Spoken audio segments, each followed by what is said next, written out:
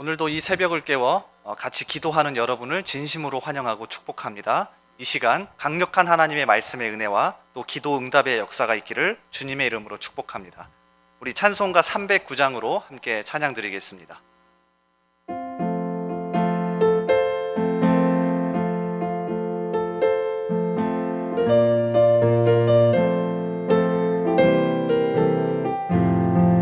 목마른 내 영혼 주가 이미 허락한 그 귀한 영생수 주여 갈망합니다. 그 약속 따라서 힘써 간구하오니 오 주여 내 기도 어서 들어주소서. 예수의 사랑 예수의 사랑 바다 물결같이 내게 임하니 영광의 물결에 온전히 쌓여서 내 영혼의 기쁨 한량 없도다. 주 내게 약속한 금비 내려주시려 은혜의 저 구름 건너편에 떠올라 귀한 징조가 내게 밝히 보이니 나 힘을 다하여 주께 간구합니다. 예수의 사랑 예수의 사랑 바다 물결같이 내게 임하니 영광의 물결에 온전히 쌓여서 내 영혼의 기쁨 한량 없도다. 은혜의 소낙비 지금 흡족히 내려 구원의 큰 강물 흘러차고 넘쳐서 내 주한 모든 죄 모두 씻어버리니 나 지금 은혜를 충만하게 받았네. 예수의 사랑 예수의 사랑 바다 물결같이 내게 임하니 영광의 물결에 온전히 쌓여서 내 영혼의 기쁨 한량 없도다. 그 차고 넘치는 주의 은혜의 물결 힘차게 밀려와 내게 만족합니다. 오 할렐루야로 주를 찬송하오니 내 맘의 기쁨이 항상 충만함이라. 예수의 사랑 예수의 사랑 바다 물결같이 내게 임하니 영광의 물결에 온전히 쌓여서 내 영혼의 기쁨 한량 없도다. 아멘. 먼저 기도하겠습니다. 하나님 감사합니다. 오늘 하루를 깨워주시고 특별히 우리의 심장이 뛰며 생명을 허락하여 주신 것 감사합니다. 더 감사한 것은 이 첫 시간을 하나님께 기도하며 말씀을 나누게 하신 것 더 감사합니다. 우리에게 오늘도 새로운 하루를 시작하게 하셨으니 오늘도 허락할 만나가 있을 줄 믿고 열심히 살아가는 우리들 되길 원합니다. 우리 성도들의 모든 삶 그 순간마다 주님 함께하여 주시고 인도하여 주시옵소서. 모든 것 맡기옵고 예수님의 이름으로 기도합나이다. 아멘. 오늘 하나님께서 우리에게 주시는 말씀 구약성경 신명기 9장입니다. 신명기 9장 1절에서 5절까지의 말씀입니다. 제가 말씀 읽어드리겠습니다. 이스라엘아 들으라. 내가 오늘 요단을 건너 너보다 강대한 나라들로 들어가서 그것을 차지하리니 그 성읍들은 크고 성벽은 하늘에 닿았으며 크고 많은 백성은 내가 아는 아낙 자손이라. 그에 대한 말을 내가 들었나니 이르기를 누가 아낙 자손을 능히 당하리요 하거니와 오늘 너는 알라. 내 하나님 여호와께서 맹렬한 불과 같이 내 앞에 나아가신즉 여호와께서 그들을 멸하사 내 앞에 엎드러지게 하시리니 여호와께서 내게 말씀하신 것 같이 너는 그들을 쫓아내며 속히 멸할 것이라. 내 하나님 여호와께서 그들을 내 앞에서 쫓아내신 후에 내가 심중에 이르기를 내 공의로움으로 말미암아 여호와께서 나를 이 땅으로 인도하여 들여서 그것을 차지하게 하셨다 하지 말라. 이 민족들이 악함으로 말미암아 여호와께서 그들을 내 앞에서 쫓아내심이니라. 내가 가서 그 땅을 차지함은 내 공의로 말미암음도 아니며 내 마음이 정직함으로 말미암음도 아니요 이 민족들이 약함으로 말미암아 내 하나님 여호와께서 그들을 내 앞에서 쫓아내심이라. 여호와께서 이같이 하심은 내 조상 아브라함과 이삭과 야곱에게 하신 맹세를 이루려 하심이니라. 아멘. 이 시간 함께 읽은 이 신명기 9장의 말씀을 통해서요, 마음 점검이라는 제목으로 같이 말씀 나누겠습니다. 일단 신명기 9장은 5장에서부터 연결됩니다. 그래서 한번 이어지는 간단한 구조를 살펴보도록 하죠. 신명기 5장은 모세가 십계명을 다시 가르치는 내용입니다. 자, 그러면서 6장에서는 초점을 조금 바꾸어서 가나안 땅에 들어가게 되면 그 땅에서 어떻게 살아가야 할지에 대해서 가르칩니다. 자, 몇 가지 핵심적인 게 있는데요. 먼저는 율법, 그러니까 하나님의 말씀을 그들의 삶의 중심에 두라고 가르칩니다. 자, 또 한 가지는 가나안 땅은 정착민들이 사는 땅입니다. 다시 얘기하면 우상과 물질을 숭배하는 문화가 아주 가득 차 있죠. 그래서 이 가나안 땅에 들어가면 그런 물질과 우상을 숭배하는 문화에서 멀어지라고, 그거로부터 하나님을 더 섬기라고 모세가 가르칩니다. 자, 그런데 핵심적인 사항은 신명기 8장 18절입니다. 제가 읽어드릴게요. 내 하나님 여호와를 기억하라. 그가 내게 재물 얻을 능력을 주셨음이라. 이같이 하심은 내 조상들에게 맹세하신 언약을 오늘과 같이 이루려 하심이니라. 그러니까 5장에서 10계명을 다시 한번 가르치고 6장부터 이 8장에 이르기까지 모세가 강조한 내용을 종합해 보면 이겁니다. 너희가 이제 가나안 땅에 들어가게 될 텐데 들어가면 어떻게 살라는 겁니까? 하나님과 풍성한 인격적인 교제를 하면서 살라는 겁니다. 자, 이것을 이해하는 게 중요합니다. 왜냐하면 오늘 우리가 함께 읽은 신명기 9장은 이렇게 살지 못한 과거 40년 광야 생활을 다시 돌아봅니다. 기억나십니까? 신명기 앞부분에서 사실 이미 한번 과거의 역사를 다시 돌아봤습니다.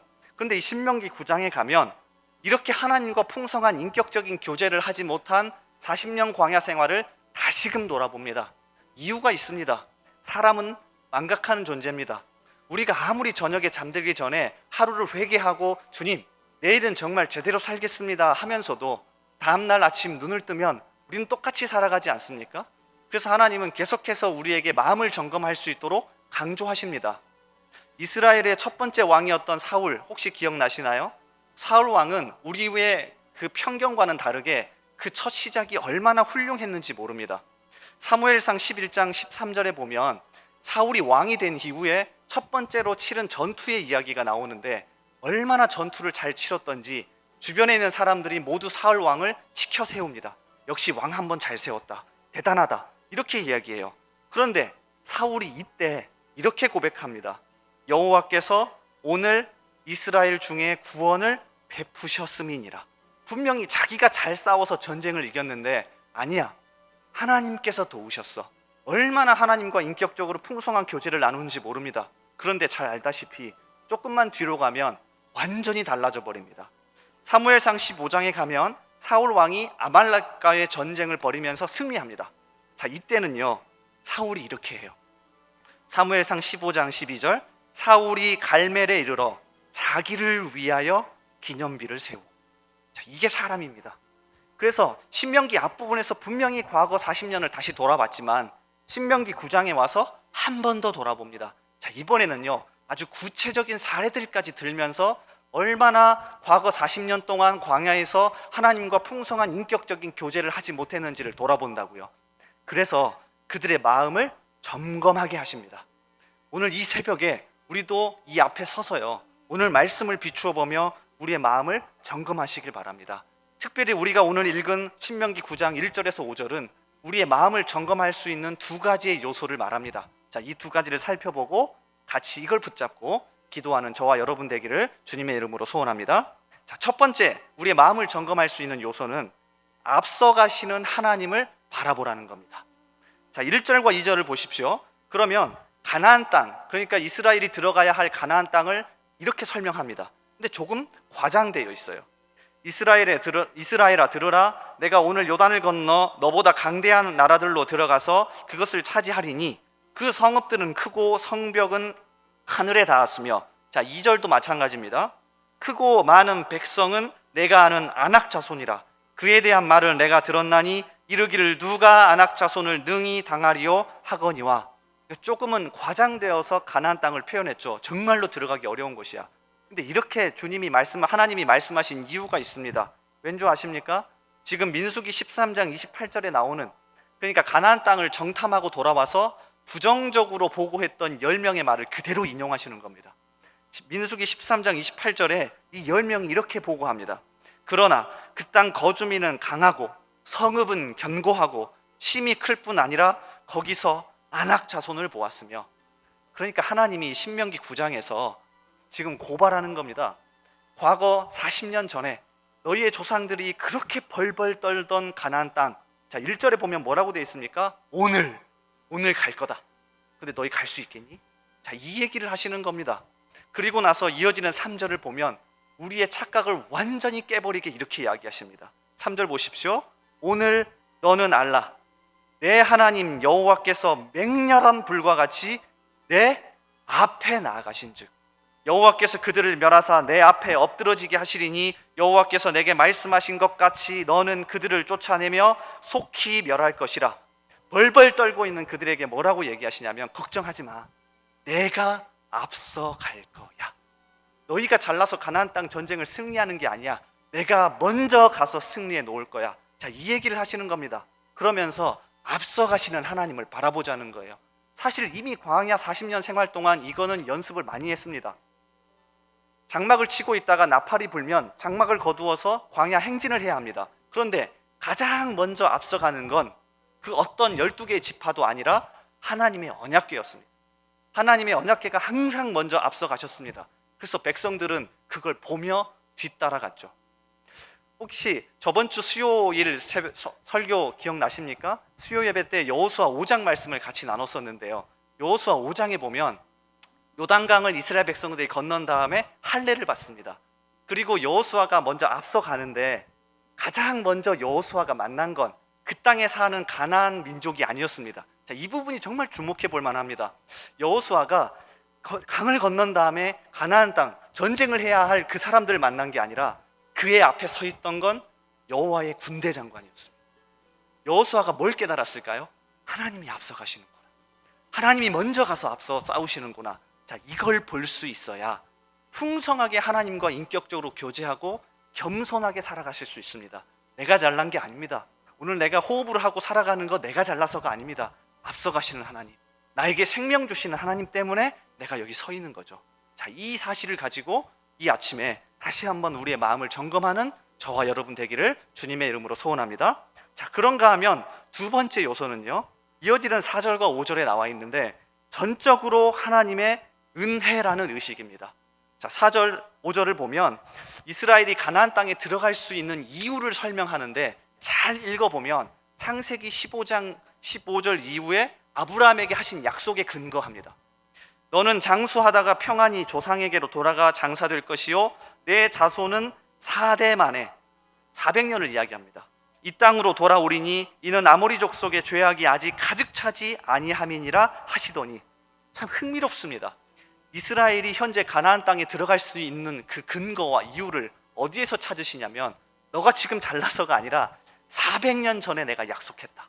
400년 전에 내가 아브라함에게, 이삭에게, 야곱에게 약속했는데 내가 오늘 바로 그걸 성취시킬 거야. 자, 이 얘기를 하시는 겁니다. 자, 그러면서 4절에 한 번, 5절에 한 번, 그것도 두 번이나 너희가 잘난 게 아니야, 이 말을 강조하십니다. 자, 보십시오. 4절에 내 하나님 여호와께서 그들을 내 앞에서 쫓아내신 후에 내가 심중에 이르기를 내 공의로움으로 말미암아 여호와께서 나를 이 땅으로 인도하여 들여서 그것을 차지하게 하셨다 하지 말라. 자, 5절에도 보면요, 내가 가서 그 땅을 차지함은 내 공의로 말미암음도 아니며 내 마음이 정직함으로 말미암음도 아니요. 2번이나 강조합니다. 직접적으로 이렇게 이야기하시는 거예요. 전적으로 하나님의 은혜니까 입 다물어. 이 의식이 우리에게 필요합니다. 전적인 하나님의 은혜다. 전적으로 하나님이 하셨다. 우리 말로는 잘하잖아요. 말로는 하나님이 하셨습니다, 하나님이 하실 겁니다 라고 하는데 실제 삶은 그렇지 않잖아요. 그런데 오늘 이 말씀에서 이걸 가지고 우리의 마음을 점검하라는 겁니다. 그래서 구약 윤리학자, 아주 저명한 구약 윤리학자인 크리스토퍼 라이트라고 하는 분이 자신이 직접 쓴 신명기 주석에서 이 부분을 신약 성경과 연결해서 너무나도 잘 설명했습니다. 성경 전체의 관점에서 이스라엘이 홍해를 건너고 시내산에서 율법을 받아 가나안 땅에 들어가는 것은 하나님의 구원 역사를 설명하는 하나의 그림과도 같다. 그러므로 신명기 9장에서 아무 공로 없이 가나안 땅에 들어간다는 것은 우리가 아무 조건 없이 예수 그리스도로 말미암아 구원받았다는 것과 연결된다. 이것이 우리를 겸손하게 만든다. 정말로 우리를 겸손하게 하나님과 풍성하게 인격적으로 교제하게 만드는 부분 아닙니까? 하나님이 전적으로 우리를 구원하셨고 하나님이 전적으로 하셨다는 것. 자, 이걸 바라볼 수 있는 저와 여러분 되기를 주님의 이름으로 간절하게 소원합니다. 자, 우리 이 시간 같이 기도하기를 원하는데요, 먼저 말씀을 붙잡고 같이 기도하겠습니다. 이 시간 먼저 말씀을 붙잡고 언제나 우리보다 앞서가시는 하나님을 볼 수 있는 눈을 주십시오. 전적으로 하나님의 은혜라는 의식을 주십시오. 그래서 하나님 앞에서 가장 능력 있는 모습, 가장 겸손한 모습으로 서게 해달라고 기도합시다. 또한 이 코로나 사태와 우리 나라를 위해 기도해 주십시오. 이 상황이 조속히 마무리되고 다른 사람을 향하여 손가락질하거나 비난하는 것이 아니라 오히려 겸손하게 주님 앞에 나아갈 수 있게 해달라고, 또 이 복잡한 현재 국제정세 속에서 우리나라에게 지혜를 달라고 이 시간 말씀을 붙잡고 또 우리 코로나 사태와 나라를 위하여 간절하게 기도하겠습니다. 우리 주님 이름 한번 부르고 기도합니다. 주여, 아버지 하나님 감사합니다. 이 시간 우리의 새벽을 깨워주시고 이 아침을 깨워주셔서 먼저 같이 기도하게 하신 것 감사합니다. 오늘 함께 나눈 말씀처럼 주님, 우리의 마음을 매일같이 점검하기를 원합니다. 사울 왕이 그렇게 처음에는 잘했지만, 그렇게 풍성하게 주님과 인격적으로 교제하며 살았지만 시간이 지나감에 따라 결국에는 내 잘난 맛에 살았습니다. 주님, 우리도 그렇지 않습니까? 이 아침에 다시 한번 우리의 마음을 점검하게 하여 주시옵소서. 그래서 앞서가시는 하나님을 바라보게 하시고 전적으로 하시는 하나님을 바라보게 하셔서 겸손하게 주님 앞에 서며 주님과 풍성한 인격적인 교제를 누리는 우리들 되게 하여 주시옵소서. 주님, 이 코로나 사태를 극복할 수 있는 힘도 주시길 원합니다. 대전이 요새 심각합니다. 주님, 우리에게 지혜 주시고 은혜 주셔서 주님 아니면 안 됩니다. 주님이 붙들어 주셔서 우리를 지키시고 보호하여 주시옵소서. 어려운 국제 정세 속에서도 우리 정자들에게 지혜와 능력 주셔서 잘 감당할 수 있게 하시며, 특별히 이 시기에 믿는 우리가 먼저 기도하며 주님 앞에 나아갈 수 있도록 주여 붙들어 주시옵소서. 아버지 함께하여 주시고 인도하여 주시옵소서. 아버지, 우리 계속해서 기도하겠습니다. 매주 수요일은 특별히 교육부서와 다음 세대를 위해 기도하는 날입니다. 이 시간 기도하실 때 주여, 우리 교회 모든 교육부서들을 살려주시사 은혜 충만하게 하여 주옵소서. 교육부서를 섬기시는 모든 사역자들과 교사들 위해 성령으로 기름 부어 주옵소서. 우리 자녀들을 다음 세대를 이끌어갈 하늘의 지도자들로 사용하여 주옵소서. 그리고 계속해서 담임 목사님을 위해 기도해 주시고 함께 동역하시는 장로님들과 교육자들이 사랑으로 하나 되어 온 교회가 성령으로 충만한 가운데 부흥의 역사를 이루게 해달라고 교육부서와 다음 세대를 위해 합심으로 기도하신 후에 자유롭게 기도하시면 되겠습니다. 이 시간 기도하실 때 먼저 저를 따라해 주시기 바랍니다. 주여, 우리 자녀를 살려주옵소서. 우리 주님 이름 다시 부르고 합심으로 같이 기도하겠습니다. 주여, 아버지 하나님, 이 시간 정말로 우리 다음 세대를 위해 기도합니다. 우리 교육부서들을 위해 기도합니다. 우리 다음 세대의 자녀들을 살려주시고 정말로 주님의 말씀 가운데 이 시기를 잘 극복하고